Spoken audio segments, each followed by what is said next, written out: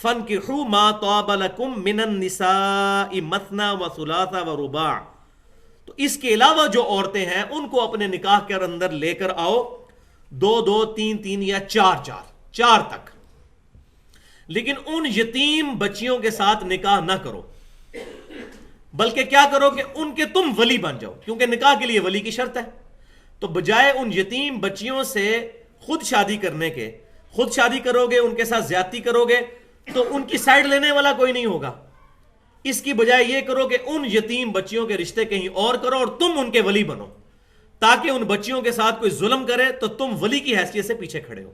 اور تم نے اگر شادی کرنی ہے تو اور عورتیں بہت ہیں، 2 کرو، 3 کرو، 4 تک کرو شادی۔ فَإِنْ خِفْتُمْ أَلَّا تَعْدِلُوا، اور اگر تمہیں یہ خطرہ ہو کہ تم انصاف نہیں کر سکو گے، فَوَاحِدَةً أَوْ مَا مَلَكَتْ أَيْمَانُكُمْ، تو پھر ایک بیوی پر ہی اکتفا کر لو، یا پھر تمہارے حال کا جو ہاتھ کا مال ہے، کنیز ہیں، جو اس زمانے میں ہوا کرتی تھی کہ مال غنیمت میں جو کفار کی عورتیں آیا کرتی تھیں، ظاہر ہے کہ ان کے خامن اکثر کے مر جاتے تھے، تو پھر ان کی کفالت کے لیے خلیفۃ المسلمین، یا اس وقت جو مسلمانوں کا حکمران ہوتا تھا، نبی صلی اللہ علیہ وسلم، اس کے بعد صحابہ کرام علیہم رضوان، خلفائے راشدین، وہ پھر ان عورتوں کو جن لوگوں نے اچھا جنگ میں پرفارم کیا ہوتا تھا اس کی مناسبت سے ایز اے کنیز ان کو دے دیا کرتے تھے، وہ ان کی کفالت کیا کرتے تھے۔ تو اللہ تعالیٰ فرما رہا ہے کہ اگر تمہیں یہ خطرہ ہو کہ تم عورتوں کے درمیان انصاف نہیں کر سکو گے، پھر 4 شادیاں نہیں، پھر ایک ہی شادی پر اکتفا کرو۔ ہاں، جو ہاتھ کا مال کنیزیں ہیں وہ تم استعمال کر سکتے ہو، ان کے ساتھ تم اپنے تعلق قائم کر سکتے ہو، لیکن بیوی ایک ہی رکھو گے پھر۔ تو یہاں جو اس وقت سعودی عرب کے اندر جو ایک سلسلہ کنیزوں والا چل رہا ہے، یہ بالکل زنا پر مبنی ہے، اس کی کوئی شرعی حیثیت نہیں ہے۔ جو فلپائن سے اور ادھر ادھر ملکوں سے وہ عورتیں پکڑ کر ان کو اپنی کنیزیں بنایا ہوا ہے اور بےہودگی مچائی ہوئی ہے، عرب کے اندر بہت زیادہ، یہ خصوصاً سعودی عرب کے اندر بہت زیادہ یہ چیزیں ہیں، تو وہ اس کانٹیکسٹ میں نہیں آتی چیزیں۔ تو 4 شادیوں کی اجازت دی گئی، لیکن ساتھ ہی فرمایا گیا کہ اگر تمہیں یہ خطرہ ہو کہ انصاف نہیں کر سکو گے تو ایک پر اکتفا کرو۔ تو پہلے میں 4 شادیوں کی حکمت کو ایڈریس کروں گا، اس کے بعد اس کو ایڈریس کروں گا کہ یہ خطرہ تو ظاہر ہے کہ ہر وقت لگا ہوا ہے، پھر 4 شادیوں کی اجازت کیوں ہے؟ وہ صرف ایک چیز کے اوپر ہے جو کوانٹیفائیبل چیزیں ہیں۔ مثال کے طور پر ایک بیوی کو اگر 5,000 روپیہ مہینہ خرچہ ہے، دوسری کا بھی 5,000۔ ایک بیوی کے پاس 3 دن گزارتے ہیں تو دوسری بیوی کے پاس بھی 3 دن۔ جو چیزیں کوانٹیفائی کی جا سکتی ہیں، جن کو گنا جا سکتا ہے، اس میں برابری کرنی ہے۔ وہ آگے چل کے آ جائے گا سورۃ النساء میں اس کے ساتھ ہی ایڈریس کروں گا کہ اللہ تعالیٰ فرماتا ہے کہ یہ تو ہو ہی نہیں سکتا کہ تم مکمل انصاف کر لو، تو اس کو اللہ تبارک تعالیٰ نے بینیفٹ آف ڈاؤٹ پہلے ہی دے دیا ہے، لیکن یہ نہ ہو کہ تم ایک کی طرف مکمل طور پر جھک جاؤ، تو وہ آگے آ جائے گا۔ پہلے میں اس چیز کو ایڈریس کروں کہ اسلام کے اندر جو 4 شادیوں کی اجازت دی گئی ہے، اس کی شرعی حکمت کیا ہے۔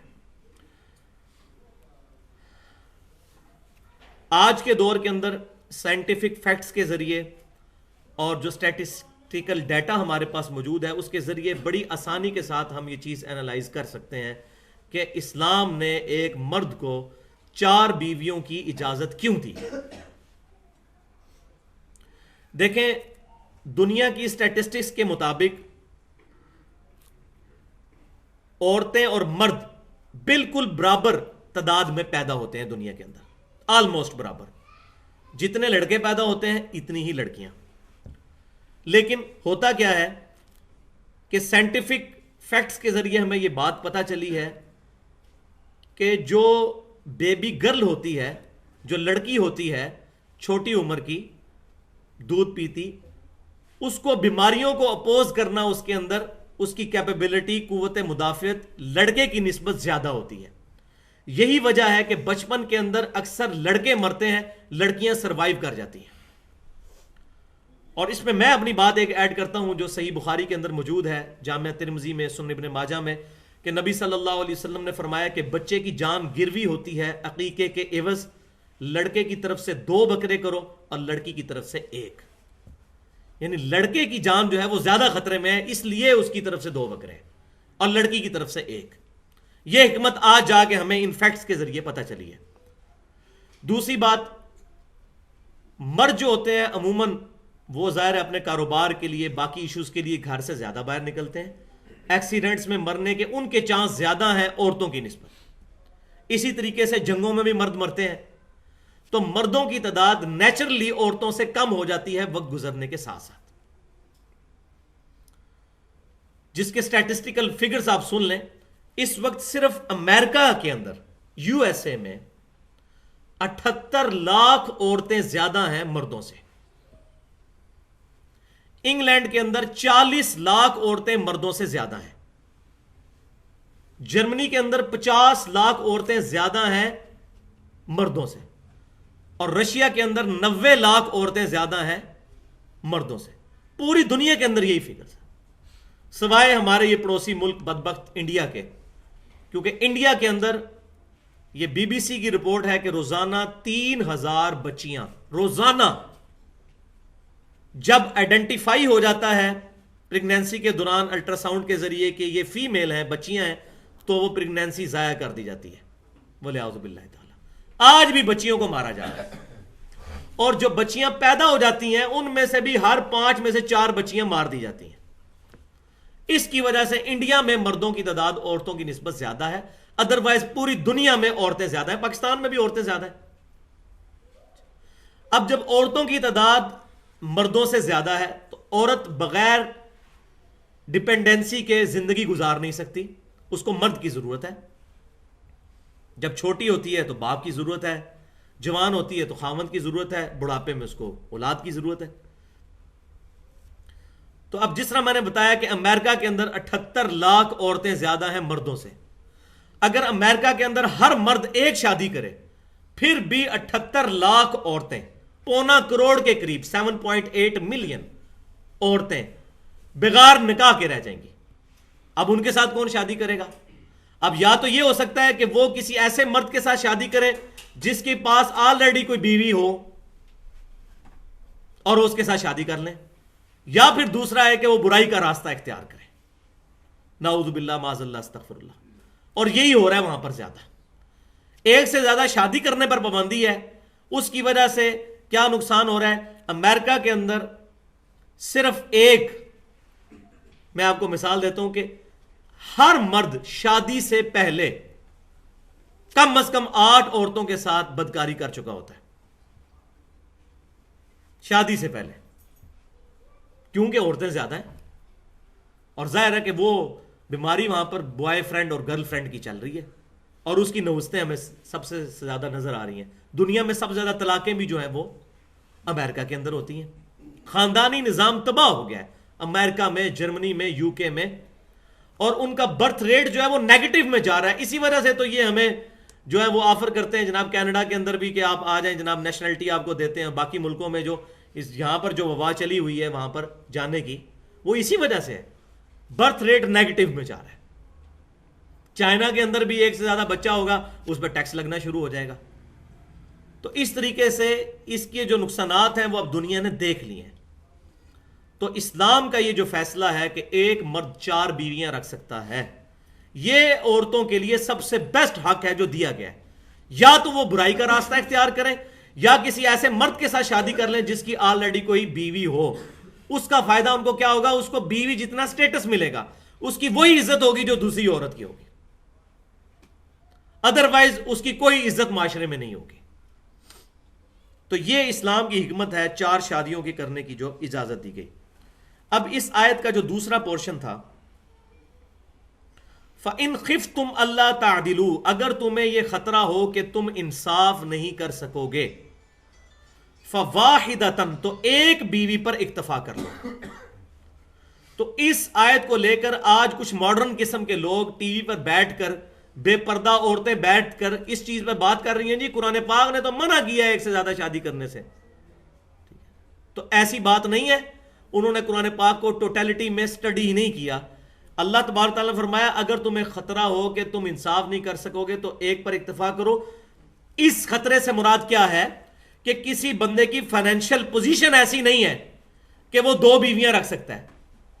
جس بندے کی پر منتھ انکم ہی اتنی کم ہے کہ وہ ایک بیوی کو خرچہ نہیں دے سکتا، وہ 3 شادیاں کر لے، جی میں بڑا ثواب کا کام کر رہا ہوں، امت میں اضافہ کر رہا ہوں.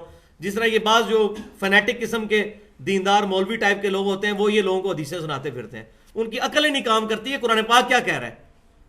اگر ان میں انصاف نہ کر سکو تو انصاف تو کر ہی نہیں سکتا بندہ۔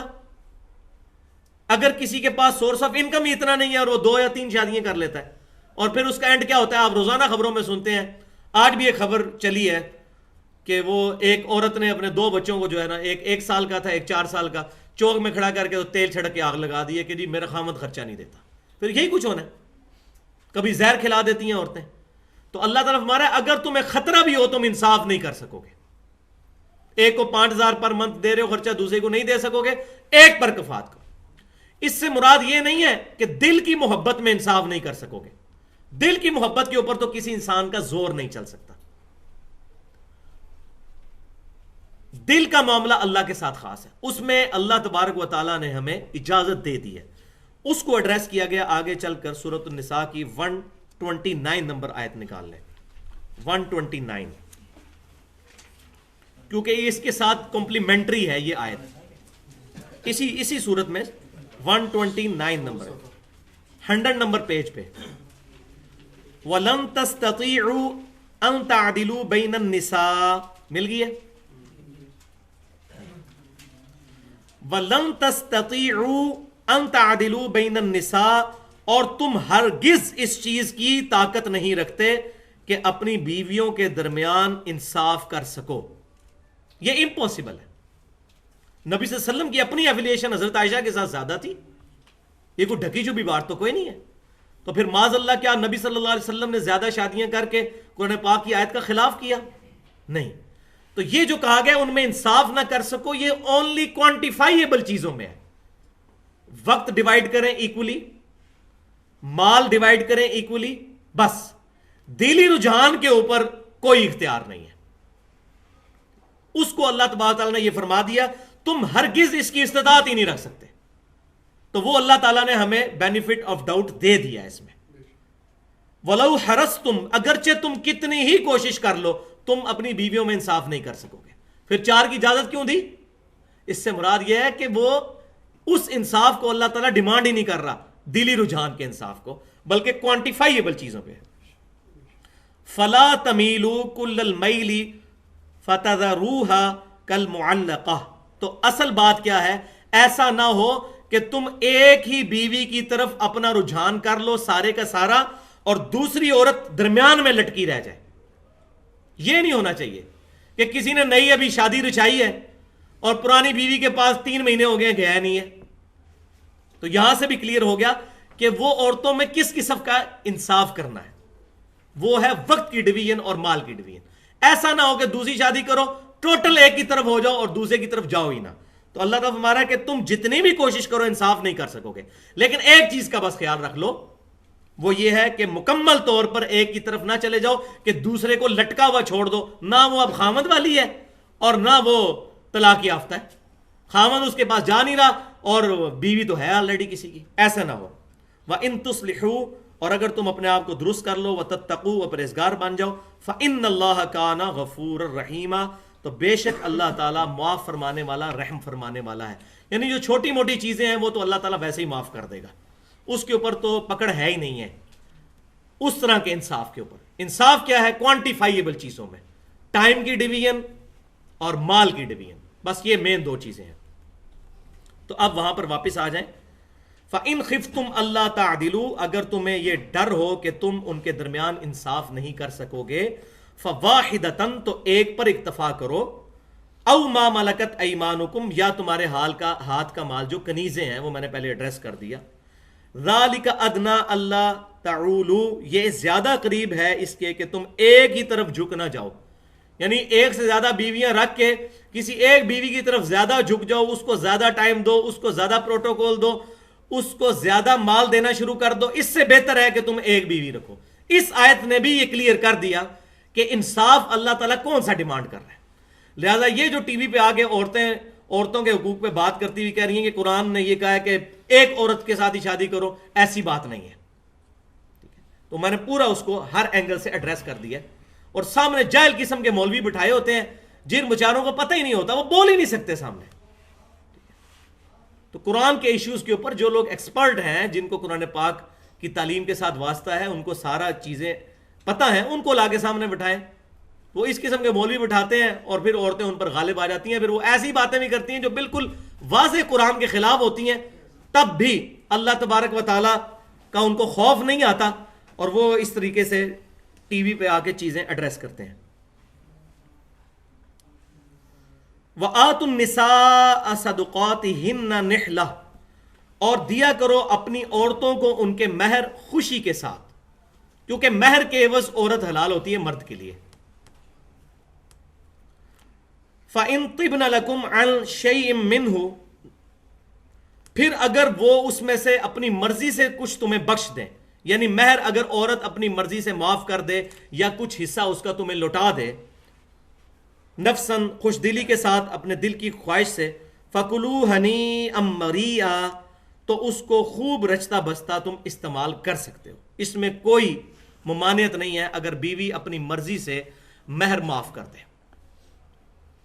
تو یہاں نکاح کی طرف بھی ترغیب دلائی گئی ہے کہ ایک تو نکاح کرنا ہی کرنا ہے، اور اگر تم استطاعت رکھتے ہو، انصاف کر سکتے ہو، اور وہ بھی دو چیزوں میں، مال میں اور وقت میں، تو تم ایک سے زیادہ شادیاں کر سکتے ہو.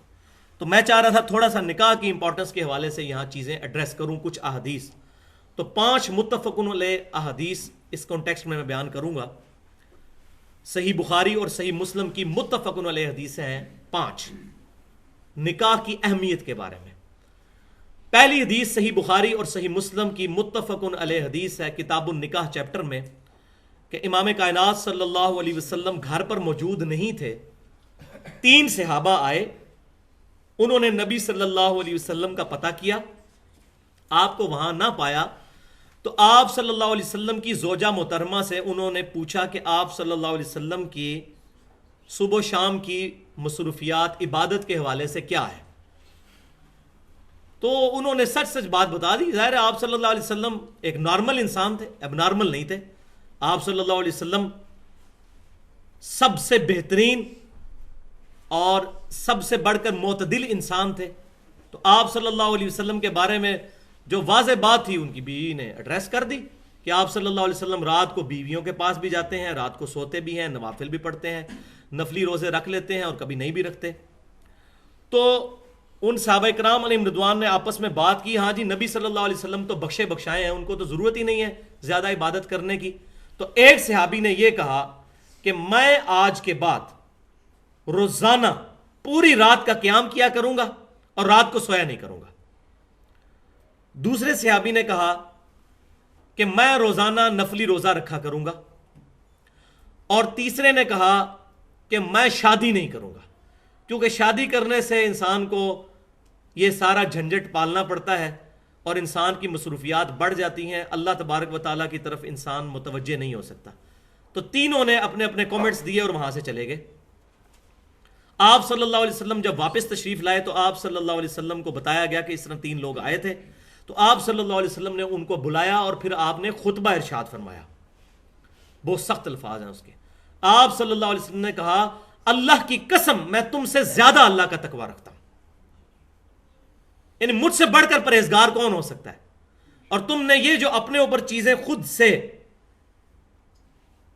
فرض کر لی ہیں، اوبلیگیشن بنا لی ہیں اپنے اوپر، یہ چیزیں اسلام کے اندر نہیں ہیں. تو آپ صلی اللہ علیہ وسلم نے فرمایا کہ میں تم سے زیادہ اللہ کا تقوی رکھنے والا ہوں، میں رات کو جا کر نوافل بھی پڑھتا ہوں، سوتا بھی ہوں، میں نفلی روزے رکھتا بھی ہوں، چھوڑ بھی دیتا ہوں، اور میں نے اتنی بیویاں بھی رکھی ہوئی ہیں، میں نے نکاح بھی کیا ہوا ہے.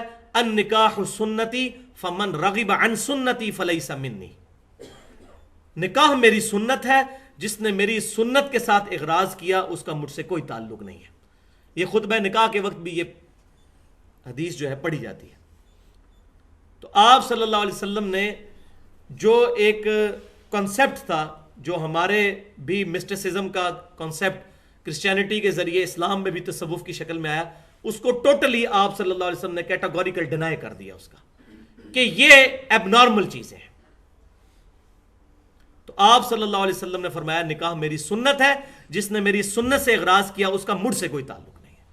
لیکن آپ تصوف کی کتابیں اٹھا کے دیکھیں کہ میاں سعادت میں باقاعدہ ہیڈنگ ہے نکاح کے نقصانات.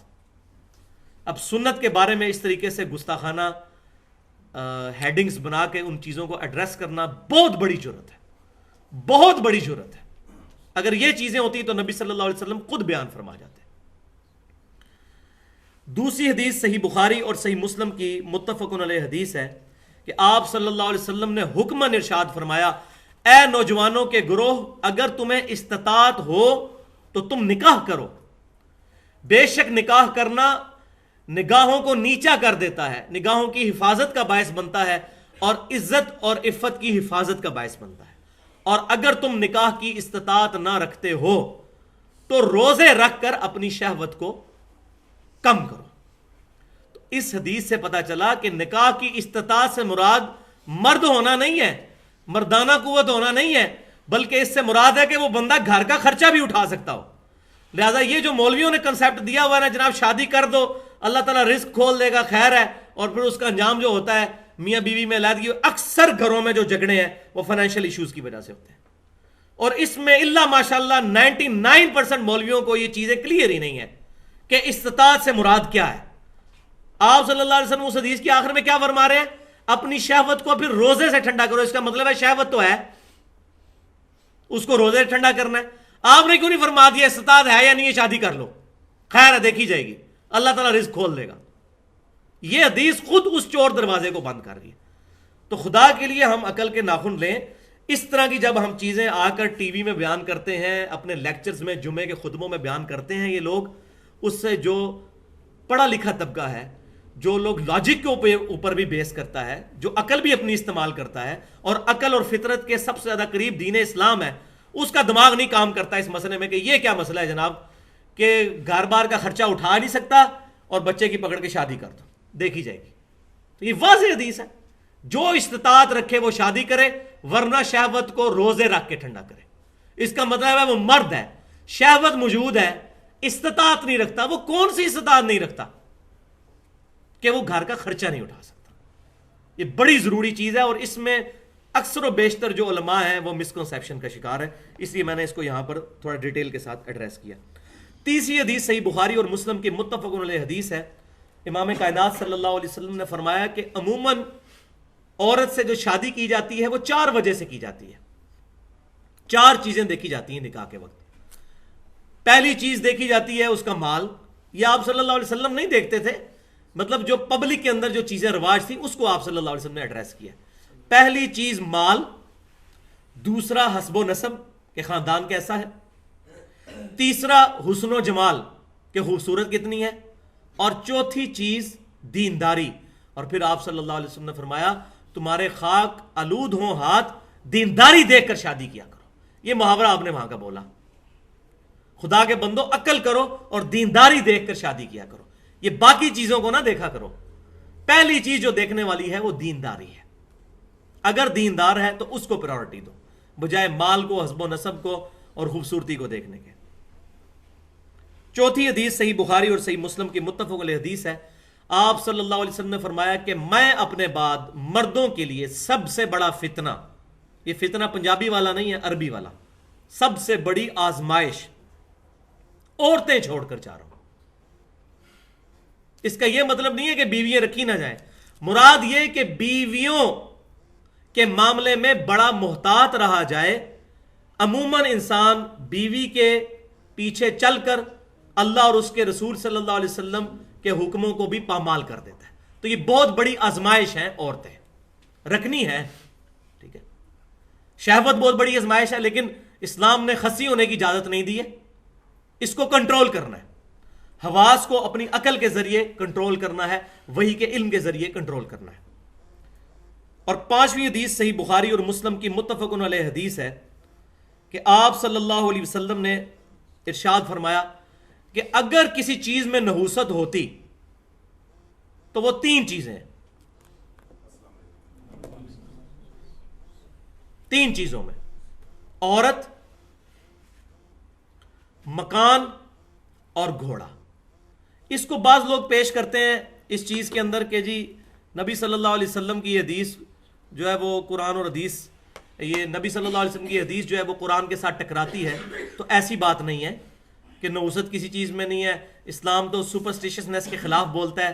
تو یہ بخاری مسلم میں کیوں حدیث آئی ہے کہ آپ صلی اللہ علیہ وسلم نے فرمایا کہ 3 چیزوں کے اندر نحوست ہے، عورت کے اندر، بیوی کے اندر، مکان کے اندر اور گھوڑے کے اندر. تو یہ اس کانٹیکسٹ میں نہیں ہے. امام بخاری رحمۃ اللہ علیہ نے باقاعدہ اس پر قرآن پاک کی آیت کی ہیڈنگ بنا کر باب باندھا ہے. سورہ التغابن کی 14 نمبر آیت. بسم اللہ الرحمن الرحیم. ان من ازواجکم و اولادکم عدو لکم، بے شک تمہاری بیویوں اور تمہاری اولاد میں تمہارے دشمن موجود ہیں. کہ وہ دنیاوی رشتے تمہیں اللہ اور اس کے رسول کے احکامات کے خلاف بھی لگا سکتے ہیں. کتنے لوگ ہیں جو اپنی بیویوں کی وجہ سے داڑیاں کٹوا دیتے ہیں؟ شادی سے پہلے داڑھی ہوتی ہے، شادی کے بعد کٹوا دیتے ہیں. کئی اور معاملات ہوتے ہیں. تو بیویوں کے پیچھے چل کر، تو اسلام سپرسٹیشس ریلیجن نہیں ہے. یہاں نحوست سے مراد بے برکتی ہے، اور وہ اس کو ایڈریس نبی صلی اللہ علیہ وسلم نے الگ سے کیا. وہ صحیح مسلم کی حدیث ہے. آپ صلی اللہ علیہ وسلم نے فرمایا کہ دنیا میں سب سے بہترین سرمایہ نیک بیوی ہے. نیک بیوی دنیا کا سب سے بہترین سرمایہ ہے. اگر نیک بیوی نہیں ہوگی، بری ہوگی، تو بدترین سرمایہ ہوگا اور نحوست ہی بن جائے گی پھر. تو یہ نحوست ان معنوں میں نہیں ہے جو ہندوانہ کنسپٹ ہے، بلکہ یہ ان معنوں کے اندر ہے کہ بے برکتی، اس کا کتاب و سنت کے خلاف چلنا آپ کو بھی اللہ اور اس کے رسول سے دور کر سکتا ہے. عز و جل و صلی اللہ علیہ وسلم. تو میں نے اس کو ڈیٹیل کے ساتھ ایڈریس کیا کیونکہ بعض لوگ اس حدیث کے اوپر اعتراض کرتے ہیں، اس کو مفہوم کو سمجھنے کی کوشش نہیں کرتے. تو اس سے پہلے جو پچھلے درس میں نے کچھ چیزیں ایڈریس کی تھی، ان میں سے ایک چیز واضح نہیں ہو سکی تھی بہت زیادہ. کچھ چیز تو میں نے اس پہ ایڈریس کر دی تھی، کچھ باتیں، اور وہ تھی صحیح بخاری اور مسلم کی وہ متفق علیہ حدیث کہ آپ صلی اللہ علیہ وسلم نے فرمایا کہ اگر کسی چیز میں نحوست ہوتی یا نحوست ہے تو وہ 3 چیزیں ہیں: عورت، گھر اور گھوڑا. اور میں نے اس کو ڈیٹیل سے بریف کیا تھا کہ اس کے بارے میں کیا کتاب و سنت میں رائے پائی جاتی ہے اس کی ایکسپلینیشن کے پوائنٹ آف ویو سے. تو اس میں عورت کے بارے میں تو میں نے بتا دیا تھا کہ بعض اوقات عورت کے راستے پر چل کر عورت کی خواہشات کی پیروی کرتے ہوئے انسان کتاب و سنت سے ہٹ جاتا ہے. ان من ازواجکم و اولادکم عدو لکم، جو سورہ التغابن میں آیا کہ بے شک تمہاری بیویوں اور اولاد کے اندر تمہارے دشمن بھی موجود ہیں. ظاہر ہے ساری بیویاں اور ساری اولاد نہیں، جو کتاب و سنت سے دور ہٹانے کے لیے فورس کریں، حلال اور حرام کی تمیز ختم کرنے کے لیے فورس کریں. اسی طریقے سے گھر کی نحوست یہ ہے کہ گھر تنگ ہو، جہاں پر رہن سہن میں اور پردہ کرنے میں اور باقی ایشوز میں پرابلم آتی ہو. اتنا تنگ گھر جو ہے وہ بھی انسان کے لیے بڑی بے برکتی کا باعث بنتا ہے سوشل پوائنٹ آف ویو سے. اور سواری کی نحوست یہ ہے کہ سواری فرما بردار نہ ہو. جیسے پہلے وقتوں کے اندر گھوڑا، وعلیکم السلام، اب گھوڑا جو ہے وہ اگر ضد پر آ جائے تو مالک کے لیے بڑی مصیبت بن جائے. عین میدان جنگ میں اگر گھوڑے ہی پیٹ دکھا جائے تو گھوڑے کو تو جو ہوگا، مالک جو ہے وہ تو مارا گیا. تو آج کے اعتبار سے بھی جن لوگوں نے موٹر سائیکل یا گاڑیاں رکھی ہوئی ہیں ان کو یہ بات پتا ہے کہ بعض اوقات اگر گاڑیاں بگڑ جائیں اور ان کے اندر ایشوز آنے شروع ہو جائیں تو پیسے جو ہیں پانی کی طرح اس کے اوپر لگتے ہیں اور انسان کے لیے بڑی مصیبت کھڑی ہو جاتی ہے. ایشوز ریزالو ہی نہیں ہوتے. تو ان معنوں میں یہ بے برکتی ہے. تو پچھلے لیکچر میں نے اس کے علاوہ بھی کافی چیزیں ایڈریس کی تھیں، وہ آپ دے سکتے ہیں. اس میں بڑی امپورٹنٹ چیزیں جو تھیں وہ ریویلڈ نالج کے اعتبار سے، وحی کے اعتبار سے، نکاح کی اہمیت اور 4 عورتوں کے ساتھ شادی کی اسلام نے اجازت کیوں دی، اس کے سائنٹیفک فیکٹس کے ذریعے، ایکوائرڈ نالج کے ذریعے، ان چیزوں کو بھی میں نے ڈیٹیل کے ساتھ ایڈریس کیا تھا.